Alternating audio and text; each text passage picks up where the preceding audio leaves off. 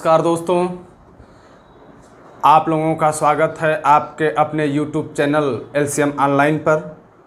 हम लोग इतिहास के पिछले क्लास में हम लोग ये देखे थे कि किस तरह से जो है अंग्रेज़ जो है उत्तर भारत और दक्षिण भारत सबको अपने चंगुल में ले लिया था। ठीक, यहाँ पे जैसे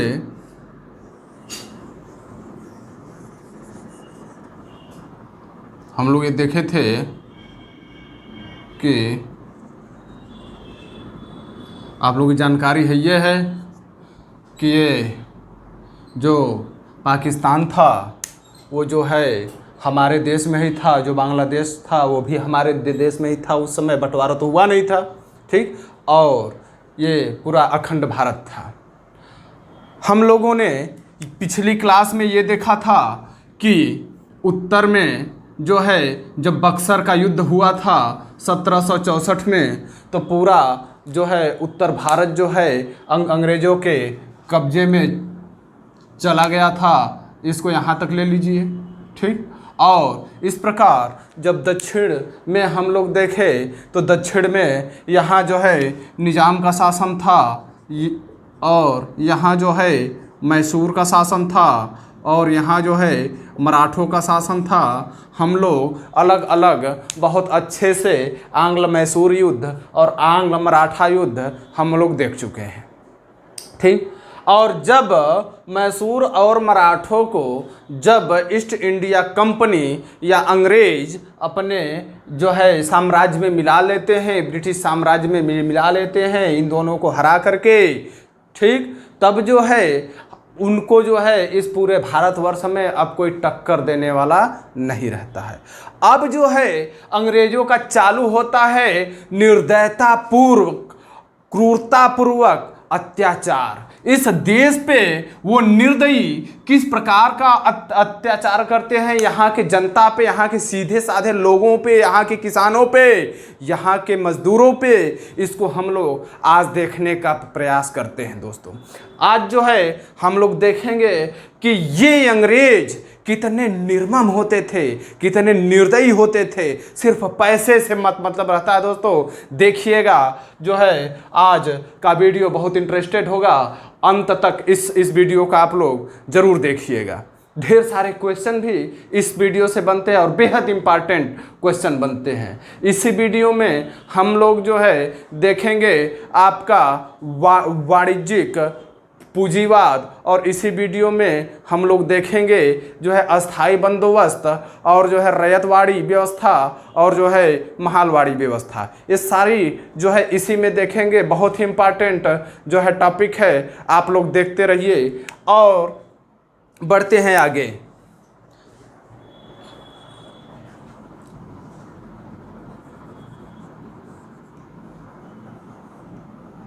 मित्रों, हम लोग बढ़ते हैं आगे। अब देखते हैं कि जब इस पूरे भारतवर्ष पे जब अंग्रेज़ों का कब्जा हो जाता है, पूरा जो है भौगोलिक क्षेत्र भारत का अंग्रेज़ों के अंडर में चला जाता है, उसके बाद वो लोग करते क्या हैं, ठीक। तब जो है हम लोग दो चरण में इसका अध्ययन करेंगे, दो चरण में इसका अध्ययन करेंगे। पहला जो है हम अध्ययन करेंगे वाणिज्यिक पूंजीवाद का।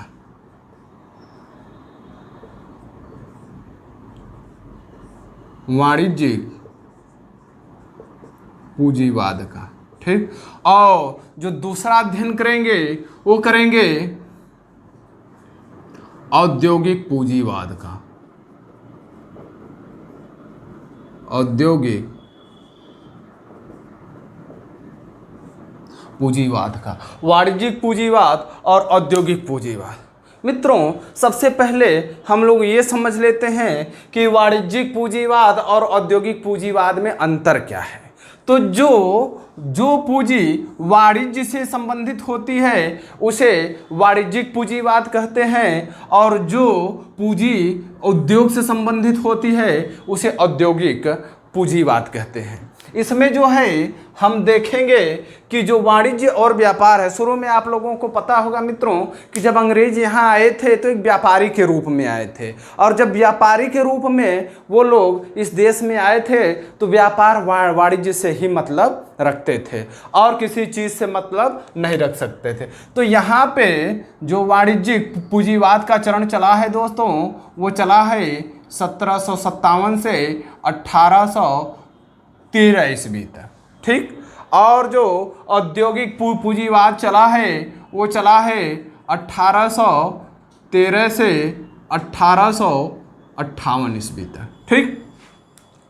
अब यहाँ पे वाणिज्य का मतलब ये होता है कि उद्योग, देखिए उद्योग स्थापित नहीं हुआ था, उद्योग जो है स्थापित होता है आधुनिक मशीनों से, और आधुनिक मशीनों का आविष्कार उस समय नहीं हुआ था। तो औद्योगिकीकरण का प्रारंभ अभी हुआ ही नहीं था। अभी औद्योगिकीकरण का प्रारंभ इंग्लैंड में होता है। तो कैसे होता है, भारत का धन ये लोग यहाँ से निचोड़ करके, यहाँ से वसूल करके लेके जाते हैं दोस्तों। जब इंग्लैंड में ये धन यहाँ पे लेके जाते हैं, तो जब इंग्लैंड में जब यहाँ का धन लेके जाते हैं वह वसूल करके, तो इसी पैसे से हमारे धन से यहाँ पे आविष्कार करते हैं। और जो जब ये लोग आविष्कार कर देते हैं मित्रों, तो ये जो आविष्कार करते हैं यह मशीनों का करते हैं, और मशीनों का जब करते हैं तो इसी मशीनों के आविष्कार के कारण ही जो है औद्योगिकीकरण प्रारंभ होता है, या औद्योगिकी क्रांति का उदय होता है ब्रिटेन में, ठीक। लेकिन अभी इस चीज़ को हम नहीं पढ़ेंगे। अभी तो हमको ये देखना है कि किस प्रकार से इस भारत से धन वसूल करके, निचोड़ करके ये लोग इंग्लैंड को लेके जाते हैं, और व्यापार वाणिज्य में किस तरह से एक तरफा व्यापार करते हैं। आज जो है हम उन लोगों की वह जो चालाकी को देखेंगे कि किस प्रकार से हमारे देश पे ये लोग किस प्रकार से पक्षपात किए हैं। देखिए, वाणिज्यिक पूंजीवाद शुरू में जब ईस्ट इंडिया कंपनी भारत में आई थी तो व्यापार कर रही थी। जब व्यापार को कर रही थी तो उन लोगों का मनसा कुछ ठीक नहीं था, ठीक। वो लोग शुरू से ही जो है अपने आप को वर्चस्व बनाने की कोशिश कर रहे थे।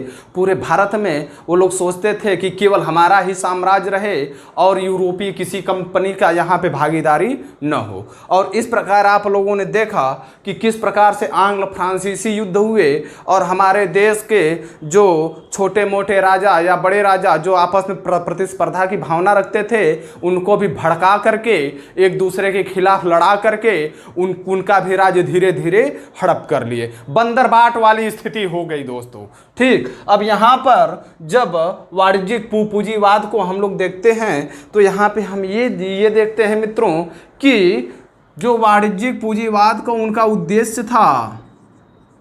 उनका जो उद्देश्य था वह उद्देश्य ये था कि यह जो है भारत से कम कीमत पर वस्तु को खरीदते थे। वस्तु क्या करते थे, खरीदते थे, ठीक।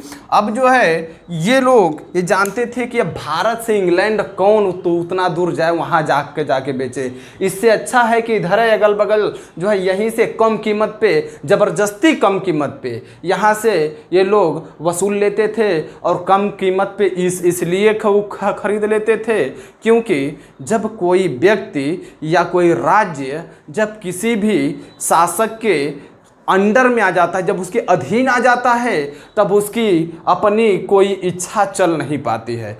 अब जो अंग्रेज कहते थे हमारी मजबूरी है कि उनकी कहना को मानना, अगर नहीं मानेंगे तो हमारे ऊपर कोई जो है अन्य विकल्प नहीं था कि हमारा कोई पक्ष चलेगा, हमको कोई बचाएगा। इसलिए वे लोग जितना कीमत यहाँ पे किसी वस्तु की लगती थी वो ज़बरदस्ती कहते थे कि हम इतने में नहीं इतने में लेंगे और तुमको देना पड़ेगा, ठीक। अब जो है इसके बाद ये लोग अब इंग्लैंड नहीं जाते थे, ये लोग यहाँ से माल उठाते थे कम कीमत पे, इधर से सप्लाई कर देते थे, श्रीलंका में सप्लाई को कर देते थे, ईरान में सप्लाई कर देते थे। इस तरह से ये लोग इधर सप्लाई कर देते थे एशिया में। अब इंग्लैंड इन लोगों को सामान लेके जाने की ज़रूरत नहीं पड़ती थी। ये लोग यह अधीन देश के ऊपर, इस गुलाम देश के ऊपर ज़बरदस्ती अपनी कीमत थोपते थे और उसी कीमत पे ज़बरदस्ती सामान को छीन लेते थे और इस सामान को ले जाके एशिया में ही जो है ऊंचे दामों पर बेच के खूब मोटी रकम कमाते थे। ठीक, और इनसे भी इनका मन नहीं भरा दोस्तों। यह जो है कम कीमत पे खरीदते थे और अधिक कीमत पर बेचते थे। ठीक, इतने से भी इनका मन नहीं भरा। ये लोग इतने चालाक थे, इनको लगा कि अब इस देश पे कितना भी अत्याचार हम कर ले। देखिए यहाँ के लोगों की मानसिक स्थिति भी कुछ ऐसी ही थी। यहाँ के लोग लड़ाकू तो थी नहीं, सीधे साधे लोग थे। कभी पास पड़ोस के देशों पे कभी कब्जा करने का सोचे नहीं, कभी अगल बगल के देशों पे आक्रमण किए नहीं।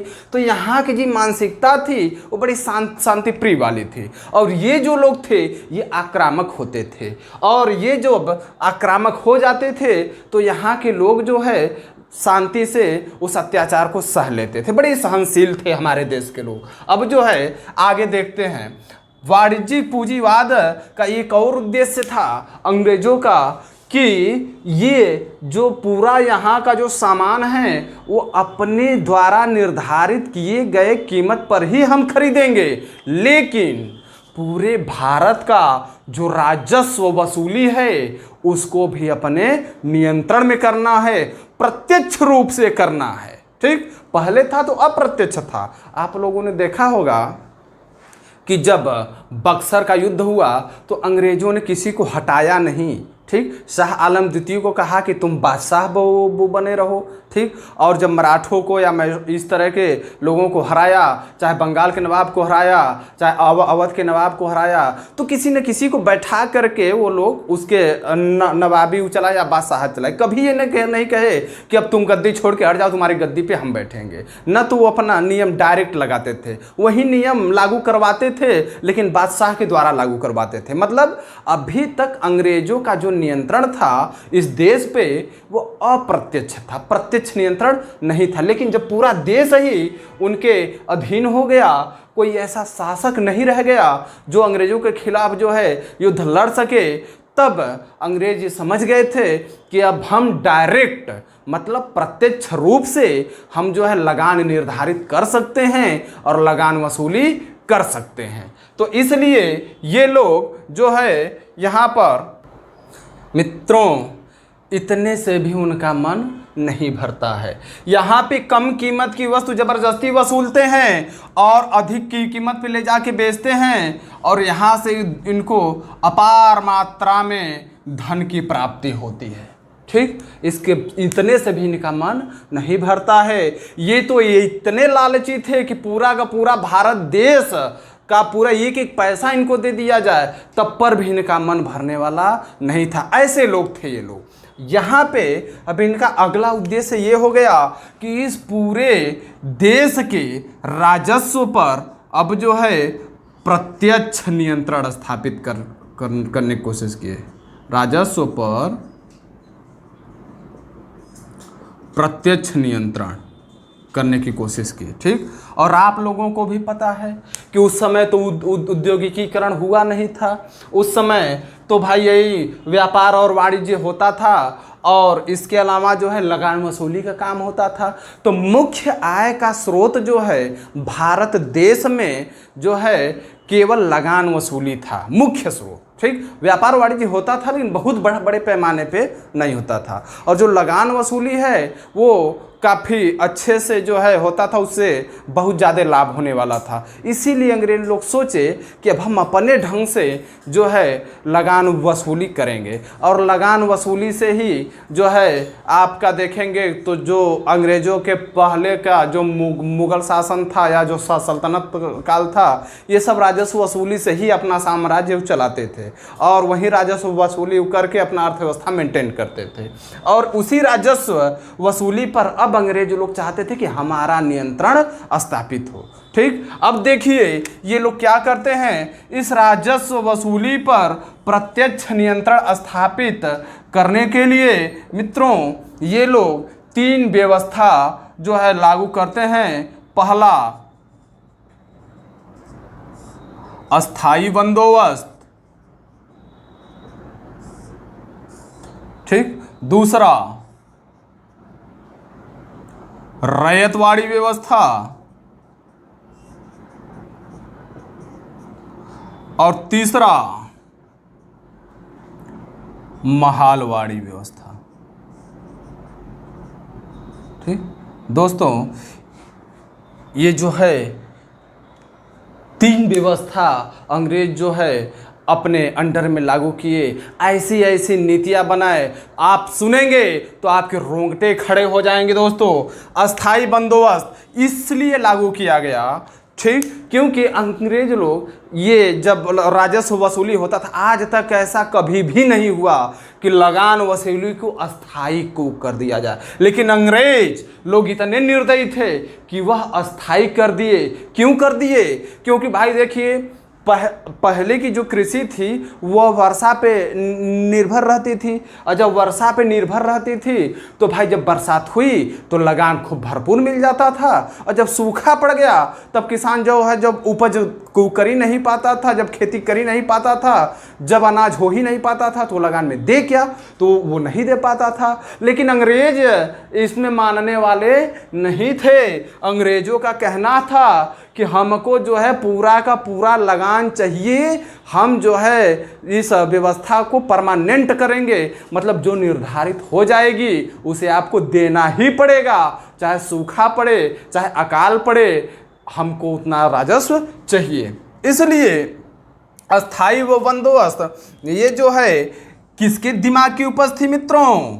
यह जो है कॉर्नवालिस के दिमाग की उपज थी।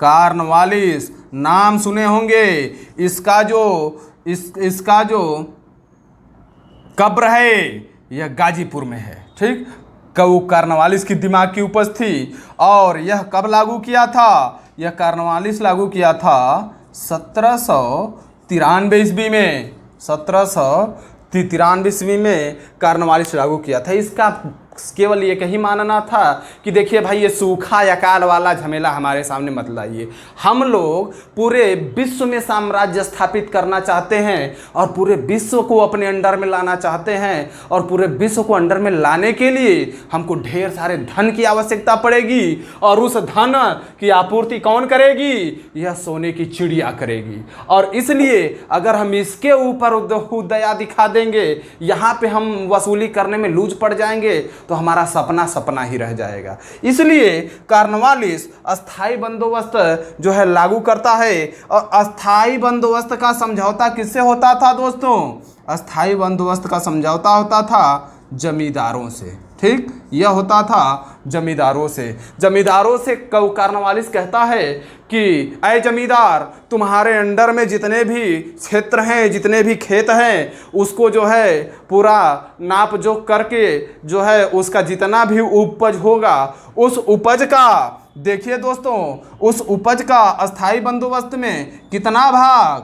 10/11 भाग किसे देना होगा? अंग्रेजों को। किसे देना होगा? अंग्रेजों को। और बकिया जो बचेगा 1/11 भाग, 1/11 भाग यह कौन रखेगा? किसान रखेगा। अब आप कल्पना कीजिए दोस्तों, अब आप कल्पना कीजिए, सबसे ज़्यादा लगान वसूली जो इतिहास उठाकर आप देखेंगे तो सबसे ज़्यादा लगान वसूली अलाउद्दीन खिलजी के समय में हुआ था। और अलाउद्दीन खिलजी के समय में हुआ था, लेकिन वह भी 2/3 से ज़्यादा जो है राजस्व वसूली नहीं किया था। वह अर्थव्यवस्था एकदम मेंटेन रखा था। वह जो है अपने सैनिकों को वेतन देता था, और सैनिक वही वेतन जो है मार्केट में खर्च करते थे, वहाँ से सामान खरीदते थे, तो अर्थव्यवस्था पूरी मेंटेन रहती थी। ठीक, भला ही किसान जो है लगान देते थे, लेकिन अप्रत्यक्ष रूप से वही पैसा घूम फिर के उनके पास चला आता था। लेकिन यहाँ तो बातें दूसरी है। यहाँ पे पहले तो 10/11 भाग अंग्रेज लोग ले लेते थे। मतलब अगर आपके खेत में 11 बोरा गेहूं हुआ तो उसमें से 10 बोरा गेहूं अंग्रेज ले लेते थे। बचता था सिर्फ 1 बोरा। उसी 1 बोरा में जो किसान है उसी में अपना जो है खर्च चलाए, उसी में रोजी रोटी चलाए, उसी को बेच के जो है कपड़ा लत्ता खरीदे, उसी से दवा करे और उसी से खेत में भी खाद पानी डाले। ये स्थिति थी। अब सोचिए कि जब ऐसा समय आ जाए कि 11 बोरा में से 10 बोरा जो है अंग्रेजों को देना पड़ता था, तो क्या स्थिति होगी किसानों की। और उनको भरपेट, दोस्तों वहाँ भरपेट भोजन नहीं मिलता था खाने के लिए। यहाँ के लोग जो इतिहासकार जो आए थे वह यहाँ पे जो प्राचीन काल में, मध्यकाल में जो आए थे, इतना बखान करके गए कि इस देश में किसी चीज़ की कमी नहीं है, इस देश में सोने चांदी खाने पीने की कोई कमी नहीं है। यहाँ पे प्रकृति इतना मेहरबान है दोस्तों कि यहाँ पे नदियों का जाल एकदम बिछा हुआ, गंगा यमुना इधर आपका आ जाएगा, सोन नदी, गंडक, काली, बस तमाम नदियाँ, इधर से ब्रह्मपुत्र, इधर से कृष्णा, कावेरी, तमाम नदियाँ हैं। और इन नदियों के किनारे जो भूमि थी बहुत ही उपजाऊ होती थी।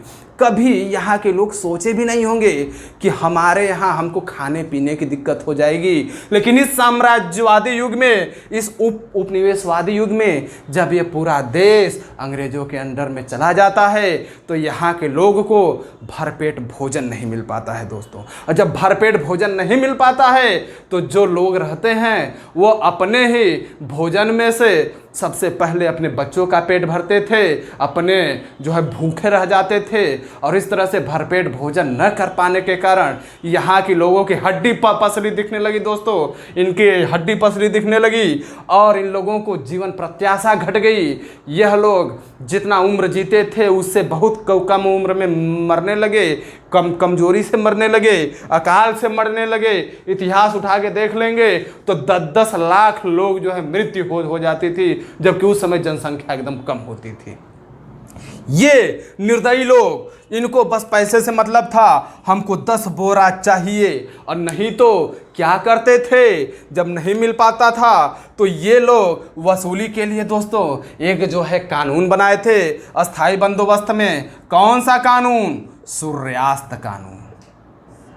कोई दया नाम की, मानवता नाम की इन लोगों के अंदर कोई चीज़ नहीं थी मित्रों। सूर्यास्त कानून बना था। सूर्यास्त कानून एक ऐसा कानून होता था कि जो आपको समय निर्धारित किया गया है कि हमको इस दिन जो है लगान जो है आपको देना है, तो उस दिन सूर्यास्त से पहले आपको लगान दे देना है, चाहे जैसे दे देना है। यदि आप सूर्यास्त होते होते लगान नहीं दिए तो आपकी ज़मीन को छीन लिया जाता था और छीन करके उस ज़मीन को नीलाम कर देते थे अंग्रेज लोग। और जिन नीलाम कर देते थे तो जो देने में सक्षम होते थे वो ज़मीन को खरीदते थे या जमींदार ही खरीद करके दूसरे किसानों को दे देता था। और उस ज़मीन से जो है अंग्रेजों को फिर जो है मुनाफा होने लगता था। मतलब ये सूर्यास्त कानून बहुत खतरनाक कानून होता था। यह कानून इसीलिए लाया गया था कि सूर्यास्त होते होते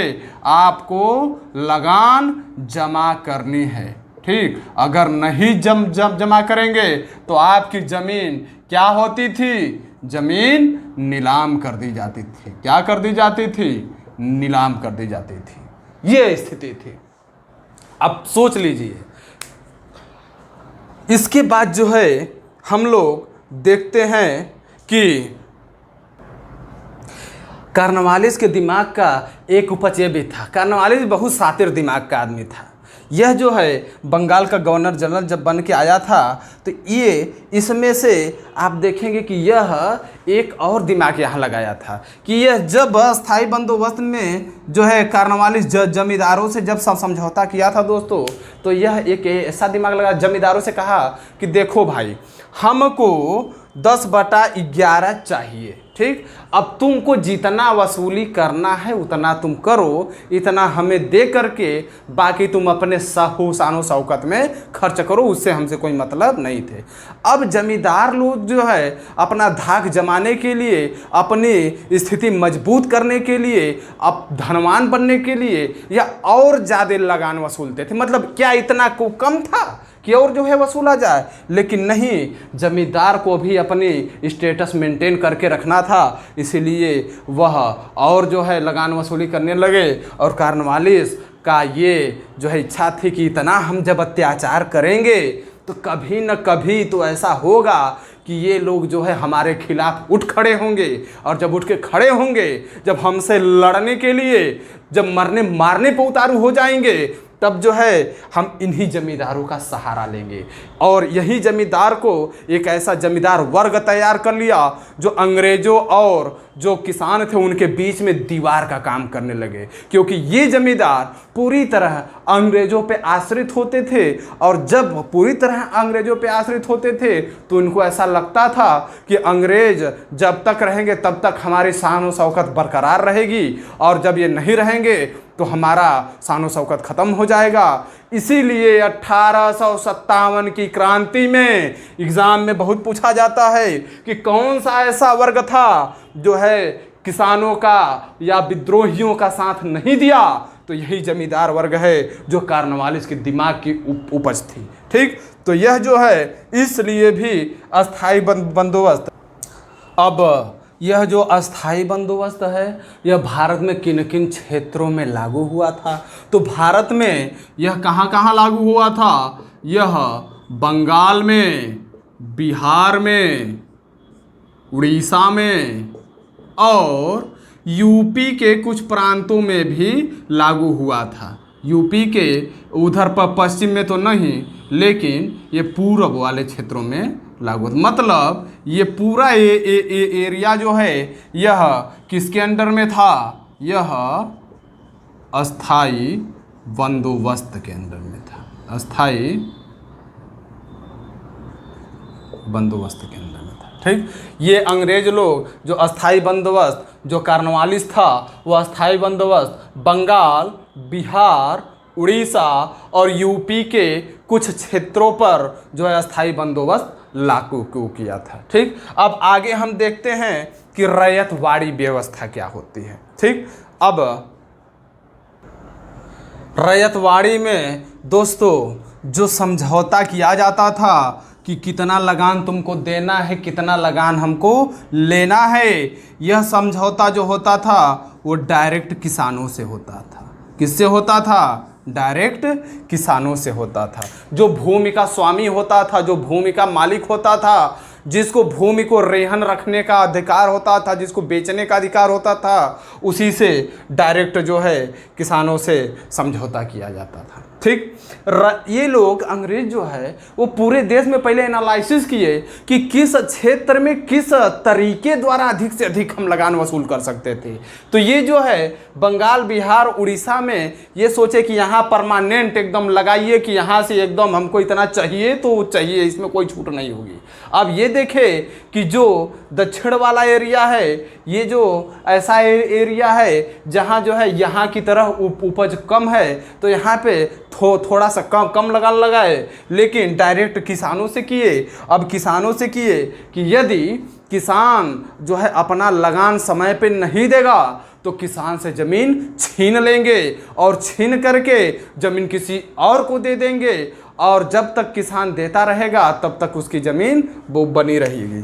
तो रैयतवाड़ी में जो समझौता होता था वह किसानों से होता था। ठीक, और यहाँ पर रैयतवाड़ी में जो है आपका जो रैयतवाड़ी सबसे पहले इस देश में लागू की गई वह जो है ये एग्ज़ाम में पूछा जा रहा है, इसलिए इसको बताना यहाँ पे ज़रूरी हो गया है कि रैयतवाड़ी जो सबसे पहले, अगर पूछेगा कि सबसे पहले रैयतवाड़ी भारत में कहाँ लागू की गई थी, तो भारत में रैयतवाड़ी सबसे पहले तमिलनाडु के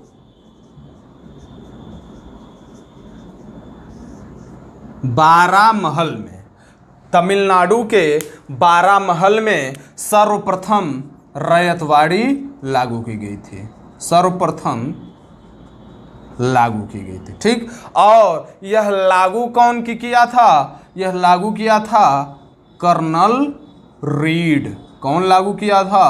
कर्नल रीड सर्वप्रथम। ठीक, लेकिन यह अस्थायी रूप से था, यह लागू हुआ तो परमानेंट वो नहीं था। लेकिन वास्तविक रूप से बड़े पैमाने पे रैयतवाड़ी को लागू करने का श्रेय किसे जाता है? मुनरो को। सबसे जो है व्यापक रूप से इस भारत में रैयतवाड़ी को लागू करने का श्रेय किसे जाता है? मुनरो को। जो मुनरो रहता है वह सर्वप्रथम मद्रास में यह लागू करता है दोस्तों। और मद्रास में जब लागू करता है तो यह यहाँ पे देखता है कि यह सफलतापूर्वक लागू गया, इससे अंग्रेज़ों को बहुत लाभ हुआ। तब जो है इसके अंदर में यह जो है यहाँ बम्बई प्रांत, मतलब बम्बई प्रांत में उसमें गुजरात भी शामिल था। तो ये पूरा एरिया जो है, ये पूरा एरिया जो है यह रैयतवाड़ी के अंतर्गत ला दिया, रैयतवाड़ी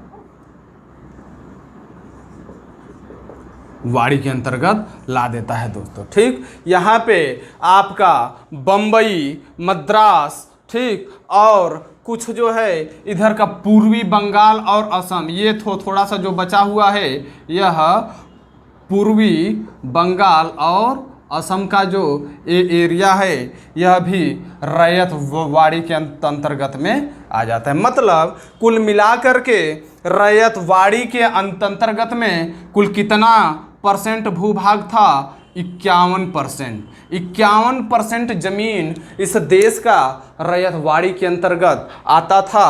और यह रैयतवाड़ी व्यवस्था जो है सबसे पहले तमिलनाडु के बारामहल में लागू की गई कर्नल रीड द्वारा।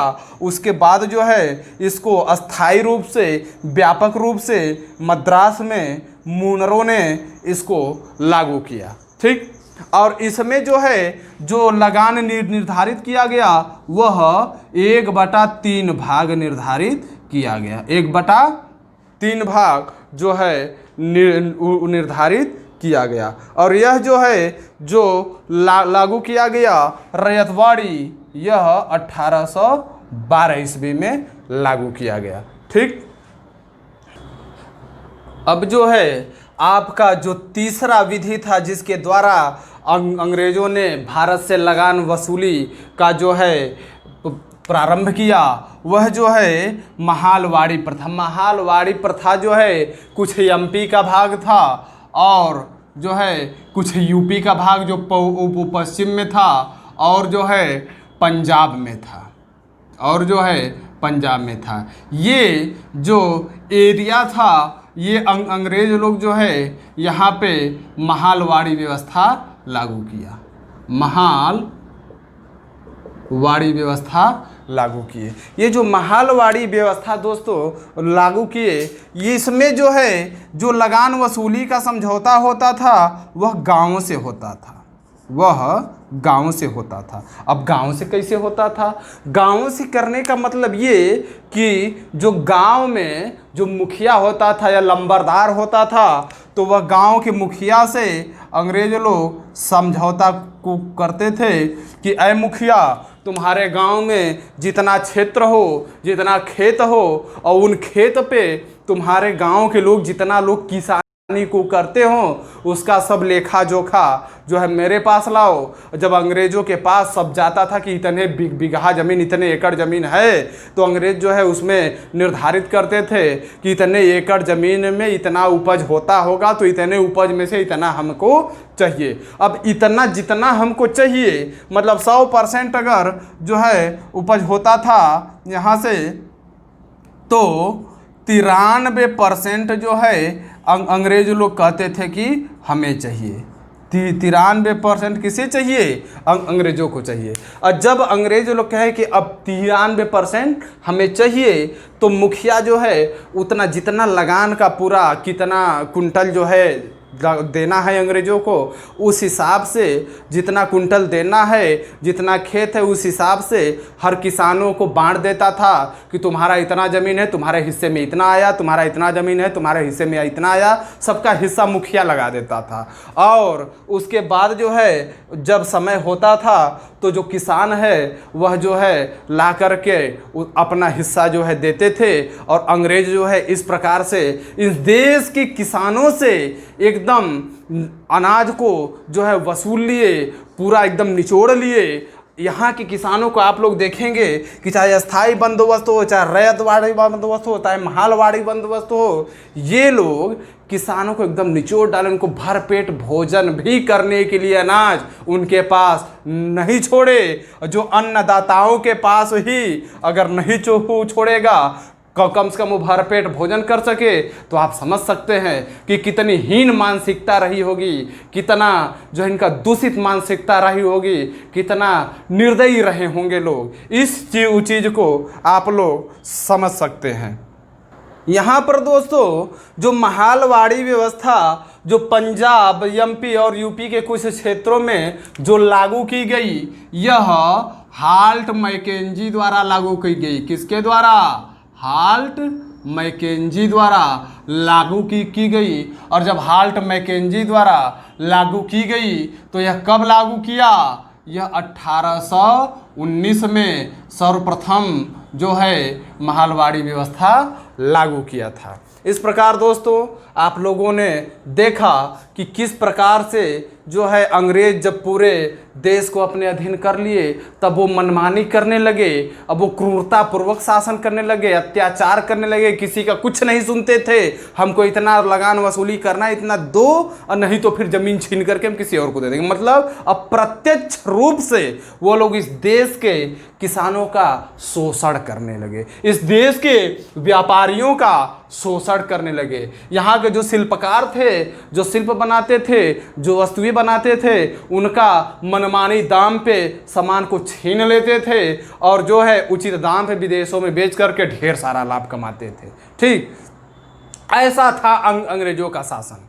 इसको जो है आज हम देखते हैं कि इसमें से प्रश्न कैसे कैसे बनता है। दोस्तों बहुत ही इम्पॉर्टेंट टॉपिक है, और ये जो औद्योगिक पूंजीवाद का है, इसको हम अगली क्लास में हम इसको बताएंगे। फिलहाल में देख लेते हैं कि क्वेश्चन कैसे कैसे बनता है।